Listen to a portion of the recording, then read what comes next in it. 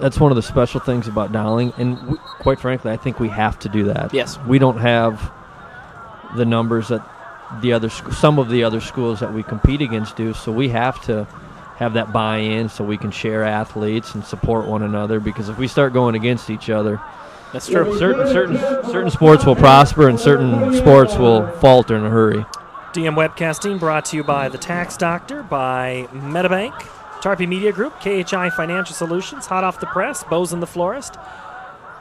Devaney just throws that one up for grabs, and it's going to be nearly picked off at the 40-yard line. Not quite to adjust as Kevin McMurray to get back. All right, so would you rather have a league that is soft and you get 10 to 15 wins a year, or would you rather be black and blue when the tournaments start? I'd rather be black and blue when the tournament starts. Now, that sounds crazy, but I think the schedule that we have played really helps prepare you for the tournament.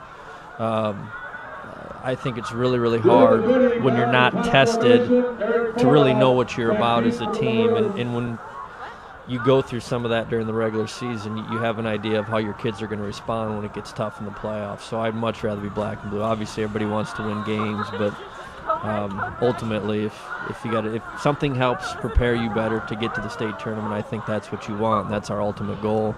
Mike O'Connor, head boys basketball coach from Dowling Catholic, is with us now. We're talking basketball. We're talking all sorts of things. Billy Battistone's coaching abilities and the future, his future coaching endeavors. Have you seen Billy dance? Did you or know? Lip sync? Did you know that Billy's cat has been harassing him all night? Blitz. Blitz is Blitz. See, Blitz is Blitz well has his known. own Twitter page. I know. He's a celebrity. Well, let's pull that up here. I'm going to show you.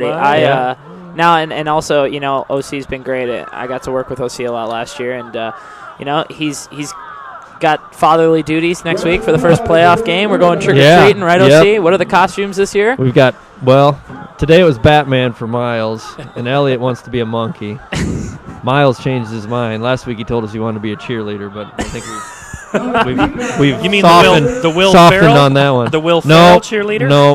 Okay. No. We were watching the show and he saw a cheerleader and wasn't sure what it was and asked his mother, and Mom said, that's a cheerleader. So I don't think I want to be a cheerleader. Now, OC, obviously, having you up here, you can provide some great insight and talk about the time commitment, or how you are able to balance the work and the family. Joe Illig, the carry. Sorry, got to get Joe on there. Joe's worked hard, Sure. Great run, and the whole team was cheering him on. Sure. How do you balance the family life and try to coach? It's tough. I put down my cell phone a lot more than I used to. You don't watch as much TV as you used to, and quite frankly, I try not to take things home at night, and sometimes that's good and bad, but you got to get away from work, and your priorities change a lot when you have kids.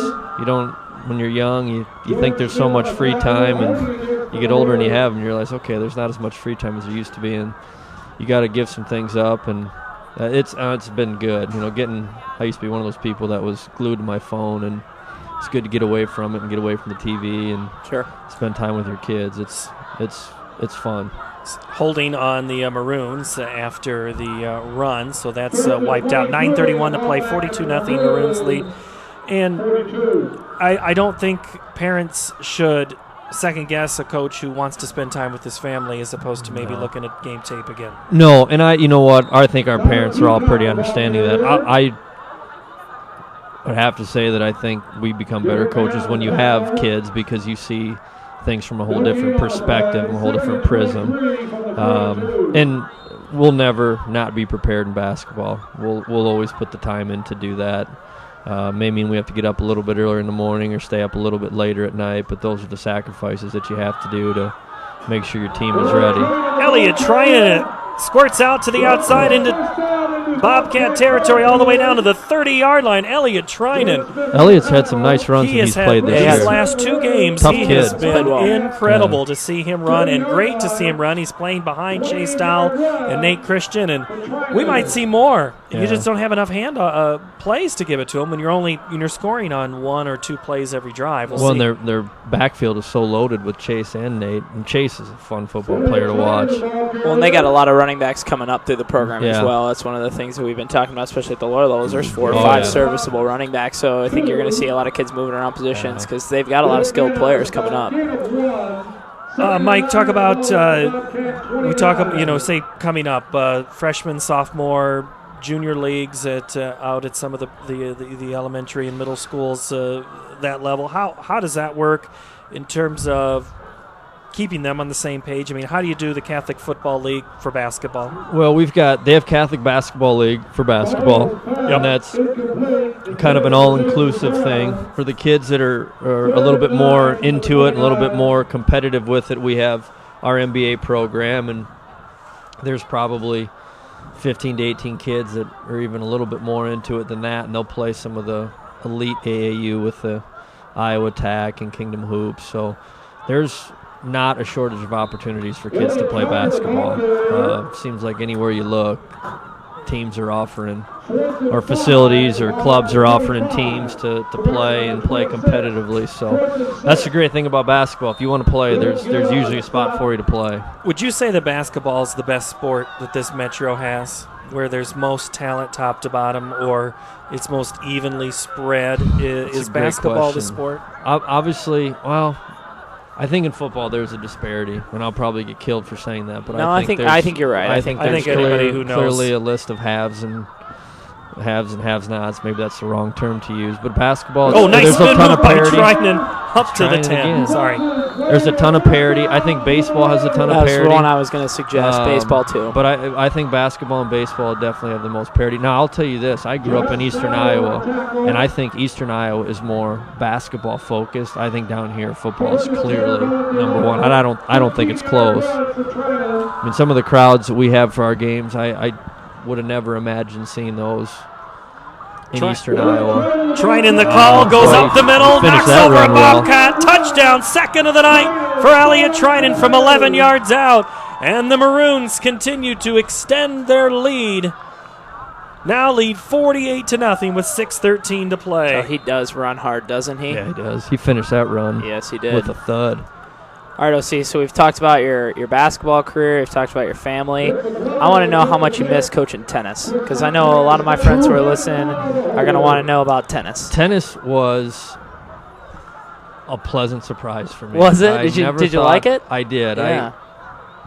Funny story. The first year I was at Dowling, I came up on a Sunday for something, and our old athletic director, John Hayes, was standing there. He says, "Hey, I've been meaning to ask you a question." I said, "Oh, yeah, what's that?"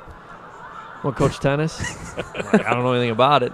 He's like, "That's all right. Most of the good kids have their own coaches. Just tell them what time to be there. Give a little bit of organization." I said, "All right, when's it start?" He said, "Tomorrow." I said, "All right, let's do it." And I honestly really, really enjoyed it. We had great kids and great parents. It was great for me because it taught me that sometimes as a coach, just get out of the way. Sure. The less you say sometimes is the better, because there wasn't always times that I could tell kids what to do because I didn't know. Because you didn't know. Sure. And they had to figure it out on their own, which sometimes isn't always a bad thing either. But luckily we had talented kids that didn't need me to coach a whole lot. They just needed me to get the bus to the other team's which facility I'm sure you on did time. Just fantastically. Yeah, it was a lot of fun. There's a lot of fun memories from tennis, and was lucky enough to coach a lot of really good players. And I can sit here and tell you that I honestly had no hand in the success that they had. They did most of it. They did almost all of it on their own. It was great. Do you watch Wimbledon differently though now? I do. I would love to go watch live tennis. It's hard for me. If I just saw two guys playing at the park, I couldn't go watch it. But if some of the good kids that played in the last 10, 11 years were playing against another good kid in there. I mean, Charlie Karras was at Roosevelt. He was a 4-time state champion. He's out at Georgetown now, and he's an All-American tennis player there. Elliot Baker played at Dowling, who is one of the best competitors I've ever brought. If those kids were playing, I'd watch it. I mean, it's just so fast-paced and so quick, and you don't really get that feel when you watch it on TV, but I had a whole different perspective for it. I can remember the first day I went out. That was the first day. It was the first year we had a kid by the name of Charlie Smith, and Charlie was good. And you had this thing called the kick serve when the ball hit the court. I mean, it kicked to the left or right, whichever way he wanted to do it. And I said, "All right, hit a few at me. I want to see if I can get it." I struck out like 6 times. The tennis coach. Yep. And then they looked at me like, "You're our coach?" Yep. Those who can't be here by teach, 3:30 tomorrow. right? Yeah, that's right. Well, I've always said when I came to Dowling, as a young teacher, one of my goals was to see every sport one time my first 2 years here. And so you go out to, and I've seen a tennis match before, boys and girls, and there's just not a lot of people out there, but it is interesting to watch. You bring out a lawn chair and you get to watch, and it's fun. The kids are enjoying it. It's good sportsmanship. They call their own fouls. It's a totally different mentality, a totally different attitude surrounding it. Most of the kids are there just because they want to be a part of a team. Some are good, some aren't. That's kind of a refreshing thing because football and basketball and baseball, those things can get so cutthroat sometimes. Sure. Tackle made by Charlie Schulte there, a name we don't get in much. 4:42 to play in the ballgame, 49-0. So tennis was fun. Don't mean to interrupt that story, but I want you to – I have a couple more questions here, Mike, because I don't know what else your responsibilities are. Are you done for the night? You have to shut the lights out? Actually, tonight. Oh, no. Long, wide open pass, and it's underthrown. Wide open with Seth Heinrichs. And Devaney just couldn't quite get it there. Clearly tell he's going to want that one back. Nobody within 15 yards of him. Now, no matter what these guys say, Mike, we're darn close in age. 20 years from now, they're going to go, I wish I could play one more time. No matter if they're getting beat 49-0, these Marshalltown guys, you talk about Devaney wanting that one back. You darn right he wants that one back. He wants the whole game, the whole season back. Yeah. Yeah, that's... Talk about that. Trying to put these kids who are 16 and 17 and 18 and the life is all in front of them to just say, step back and look around who's here because you'll never be in this situation again. I think it's really hard to do because kids are so right now. And we can all attest to it. You can think back, boy, I'd love to play another basketball game or I'd love to play another football game, knowing what I know now. I think it's really hard to do that.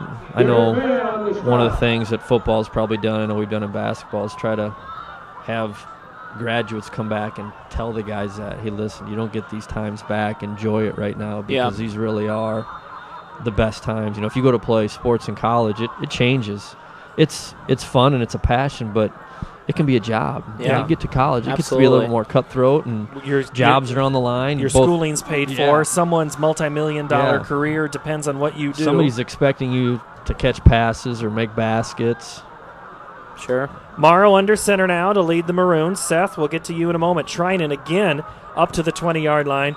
Seth, it looks like they continue to rotate a lot of Maroons in and out here, and they're moving the football. Oh, yeah, and again, it's the whole execution, but more so I think it's fun for all the guys on the sideline to cheer a little bit. You hear some names that don't get in very often and get some carries, and there's a couple guys here that we've heard. And I like watching our coaches and seen, and then Ryan Boyle's getting involved too. Yeah, and Joe Illig and got a carry earlier, and the bench here went crazy for that, so he got a 9-yard run, and he's back there, and Trinan obviously running hard again.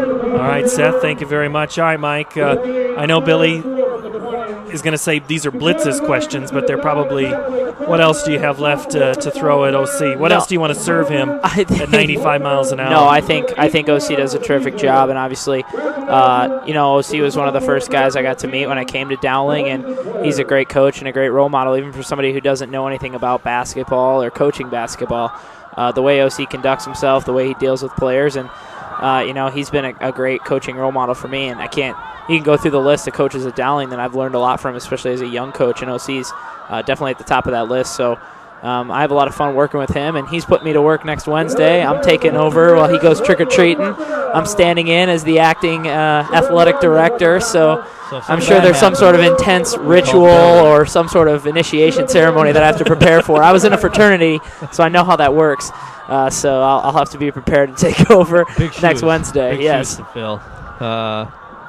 No, we've been lucky to have Billy come to Dowling. That his youth and energy has been infectious. Have we discussed his directing abilities? No, not yet. His ability to sing and the Call Me Maybe thing last year, and we did a video this year. We've talked about the videos, the homecoming videos. The homecoming video this year was hilarious.